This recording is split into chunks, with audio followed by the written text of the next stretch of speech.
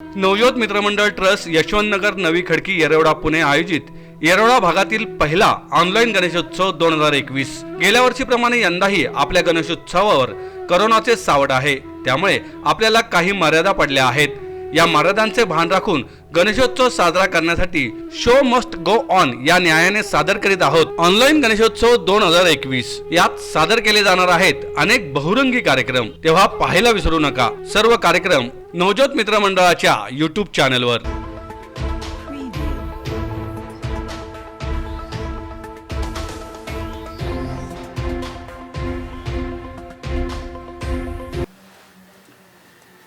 अगं ताई, तू बातमी ऐकलीस का? म्हणे आता मराठी भाषा सक्तीची करा। काय हे सारखं सारखं चाललंय? मुलांना प्राथमिक शिक्षण मराठीतून द्या, मराठी भाषेतूनच उच्च शिक्षण घ्या, मराठी शाळा वाचवा, त्यानंतर 11वीच्या प्रवेश परीक्षेत मराठीचा समावेश करा। आजकाल ना सतत मराठी भाषा चर्चेत असते। हो ना, मराठी ही खरं तर आपली राजभाषा आहे, मातृभाषा आहे आणि ती वाचवण्यासाठी आपल्याला संघर्ष करावा लागतो। तेच ना, इतकी सक्षम आणि समृद्ध भाषा असूनही मराठीवर ही वेळ येते याची खंत वाटते ग। माझ्या माय बोलीची काय सांगू मी महती, माझ्या माय बोलीची काय सांगू मी महती, तिच्या शब्दा शब्दातूनी घट अमृताचे फुटती, तिच्या शब्दा शब्दातूनी घट अमृताचे फुटती। वाह, मराठीच्या याच गोडव्यामुळे संत श्रेष्ठ ज्ञानेश्वर महाराजांनी आपल्या मराठी भाषेला अमृताची उपमा दिली। मला सांग, तुला माहिती आहे का आपल्या मराठी साहित्याची सुरुवात कधीपासून झाली? अगं सोपं आहे की, संत ज्ञानेश्वरांनी लिहिलेल्या ज्ञानेश्वरी या ग्रंथात। नाही ग बाळ, मराठी साहित्याची सुरुवात ही ज्ञानेश्वरीच्या आधीच झाली होती। मुकुंदराज यांनी लिहिलेला विवेक सिंधू हा ग्रंथ मराठीतील आद्य ग्रंथ मानला जातो। त्यांनी तो साधारणतः 12व्या शतकात लिहिला। म्हणजे मराठी साहित्य हे 12व्या शतकापासून अस्तित्वात आहे आणि बोलीभाषा म्हणून 9व्या शतकापासून आहे। म्हणजे बघ, आधी संस्कृत, मग प्राकृत आणि मग मराठी अशी ही आपली भाषा उदयास आली। म्हणजे जगातील प्राचीन भाषांपैकी एक अशी आपली मराठी भाषा आहे। प्राचीनही आणि तितकीच संपन्नही। विवेक सिंधूने मराठी साहित्याची कवाडे उघडली, पण ती घरोघरी पोहोचवली संत श्रेष्ठ ज्ञानेश्वर महाराजांनी। भगवद्गीता हा मूळ संस्कृत भाषेतला ग्रंथ आहे, बरोबर? पण त्या काळी संस्कृत भाषा ही सर्वसामान्यांची भाषा नव्हती, त्यामुळे हे जे गीतेचे ज्ञान आहे ते ठराविक वर्गापुरतेच मर्यादित राहिले। मग ज्ञानेश्वरांनी आपल्या ज्ञानेश्वरी या ग्रंथातून हे गीतेचे ज्ञान लोकांपर्यंत पोहोचवले आणि आपल्या मराठी भाषेला ज्ञान भाषा बनवले। अच्छा, म्हणूनच आजी मला परवा सांगत होती, ज्ञानेश्वर माऊलींची परंपरा ही वारकरी संप्रदायातील सर्वच संतांनी पुढे चालवली आणि उत्कृष्ट अशा ग्रंथांची निर्मिती केली।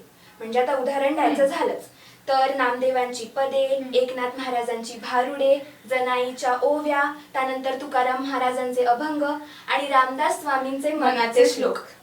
याच वेळी भक्ती रसाची सुरुवात मराठी साहित्यात झाली। अगं, फक्त भक्ती रसच नाही, 16व्या शतकात आपल्या मराठी साहित्यात भक्ती रसासोबत शौर्य रसाचा देखील समावेश झाला। त्या काळात परकीय आक्रमण झाली आणि त्यामुळे महाराष्ट्र हैराण झाला होता। यातूनच शिवशाहीचा उदय झाला। मग आपल्या महाराजांची शौर्यगाथा सांगण्यासाठी शाहिरांनी काव्य आणि पोवाड्यांमार्फत ती रयतेपर्यंत पोहोचवली। आता आपल्या मराठी धमन्यांमधून भक्ती रसाबरोबरच शौर्य रस देखील वाहू लागला। पण मी असं इतिहासात वाचलं होतं की शिवशाही आणि पेशवाई यांचा अस्त झाला, पण बखरी आणि चरित्र ग्रंथ यांच्यापासून आपल्यापर्यंत आपला इतिहास पोहोचला। मग त्यानंतर इंग्रजांचं वर्चस्व वाढलं, मग त्याचाही काहीतरी परिणाम झालाच असेल की? हो, झालाच। इंग्रज भारतात आले, मग त्यांनी भारतात मुद्रण कला विकसित केली। वृत्तपत्रे आणि नियतकालिके यांचा भारतात प्रवेश झाला। दर्पणच्या रूपाने बाळशास्त्री जांभेकर यांनी वृत्तपत्रांची परंपरा सुरू केली, जी आजही तितक्याच निरंतरपणे आणि समर्थपणे चालू आहे। मला वाटतं याच काळात मराठी साहित्यात भाषांतर कला उदयास आली आणि ललित कलेचा देखील मराठी भाषेमध्ये म्हणजे मराठी साहित्यात उदय झाला। मग यमुना पर्यटन नावाची कादंबरी ही 1857 साली बाबा पद्मनजींनी प्रसिद्ध केली आणि कादंबरी हा नवा प्रकार मराठी साहित्यात रूढ केला। यमुना पर्यटन रूपी बीजातून उगवलेले हे कादंबरीचे रोपटे पुढे पुढे बहरत गेले। मग ययाती, झाडाझडती, कोसला, त्यानंतर भूमी अशा अनेक कादंबऱ्या पुरस्कार प्राप्त ठरल्या। हळूहळू मराठी काव्याने देखील काच टाकली होती. केशवसूत मराठी नवकाव्याचे जनक. प्राप्त काल हा विशाल भूधर, प्राप्त काल हा विशाल भूधर, सुंदर लेणी तयात खोदा, सुंदर लेणी तयात खोदा असा संदेश देत त्यांनी आपल्या मराठी साहित्यात नवकाव्याची गगनभेदी तुतारी फुंकली. आपले हे मराठी काव्य हे सर्व कवींनी सर्व व्यापक बनवले.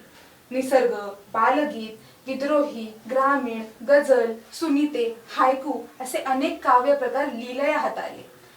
मराठी साहित्यातील कवींच्या प्रतिभेचे उदाहरण द्यायचे झालेच तर भिल्लासारखे प्रेम करायला सांगणारे कुसुमाग्रज अक्षरबाग लिहिताना अगदी लहान मूल होतात. तर उषक काल होता होता लिहिणारे सुरेश भट तरुण आहे रात्र जुनी तितक्याच सहजतेने लिहितात. थोडक्यात सांगायचं झाले तर आपल्या मराठी साहित्यात प्रतिभावंतांची मांदियाळी आहे. बरोबर. पण आपलं हे साहित्य फक्त काव्य किंवा कादंबरी इतकंच मर्यादित राहिलं नाही.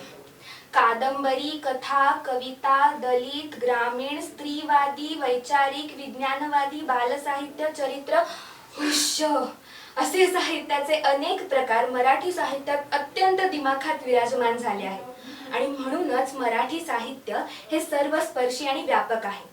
अनेक सामाजिक स्थित्यंतरे होऊनही मराठी भाषा ही मरगळली नाही तर ती आणखीन बहरत गेली. मग बाल असो वा वृद्ध, भक्ती असो वा शृंगार, विनोद असो वा विद्रोह, मराठी मनाच्या प्रत्येक अपेक्षा पूर्ण करण्याच्या कसोटीवर मराठी साहित्य अगदी परिपूर्ण उतरले आहे. खरंच. पण मराठी साहित्य हे दर्जेदार तर आहेच. पण मला सांग, आपली भाषा म्हणजे मराठी भाषा म्हणून तिचे काही वैशिष्ट्य आहेत. तुला काही माहिती आहेत का त्यापैकी? हो. असं म्हणतात ना की मराठी भाषा ही कोसाकोसावर बदलते. बरोबर. म्हणजे प्रांत बदलला की मराठी भाषेची लकब बदलते. आता उदाहरण द्यायचं झालंच तर पुण्याची प्रमाणित भाषा जितकी प्रभावी वाटते तितकाच सातारी कोल्हापुरी रांगडाबाज मनाला भावून जातो. त्याचबरोबर वऱ्हाडी, अहिरणी, कोकणी तितक्याच गोड वाटतात.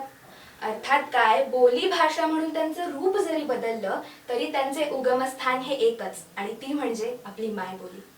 मग अशा प्राचीन, अभिजात आणि संपन्न भाषेवर तिचे अस्तित्व टिकवण्यासाठी अशी वेळ यावी याला जबाबदार कोण? खरं सांगू, याला जबाबदार आपण सर्वच जण आहोत. आपली उदासीनता आहे. जागतिकीकरणामुळे जग जवळ आले, त्यामुळे इंग्रजी भाषेचे महत्त्व वाढले.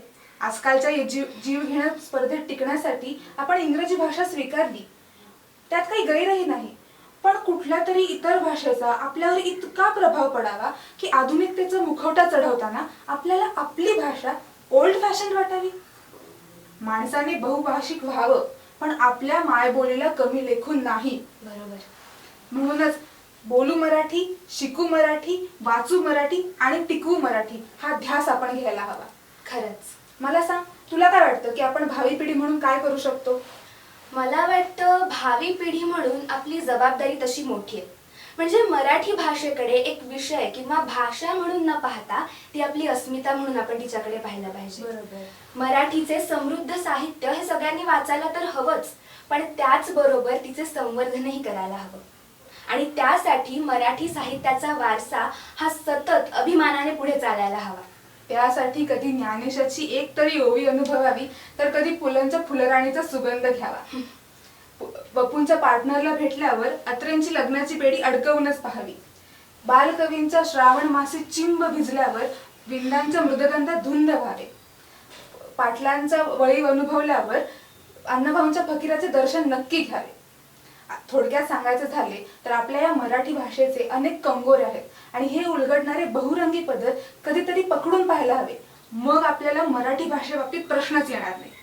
मराठी आणि महाराष्ट्र हे एक अतूट समीकरण आहे. प्रत्येक मराठी माणसाला आपल्या मराठी भाषेची गोडी वाटायला हवी. बरोबर. मला वाटतं आजच्या तरुणाईने यात सहभाग घ्यायला हवा.